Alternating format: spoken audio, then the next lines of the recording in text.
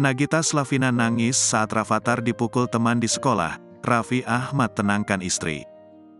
Raffi Ahmad baru-baru ini menceritakan bagaimana peran dirinya dan Nagita Slavina dalam mengasuh anak-anak. Ayah dua anak ini menceritakan bahwa Rafathar pernah ditonjok oleh temannya di sekolah. Saat mendapatkan kabar itu, Nagita Slavina langsung menangis. Di momen itu Raffi Ahmad berusaha menenangkan Nagita. Misalnya Rafathar, kalau pendidikannya enggak bagus, gigi yang turun. Nah tapi ada hal yang kemarin tiba-tiba Rafathar ditonjok temannya di sekolah. Ditonjok nih, terus dapat email. Kalau gigi kan nangis. Nah itu part gue masuk.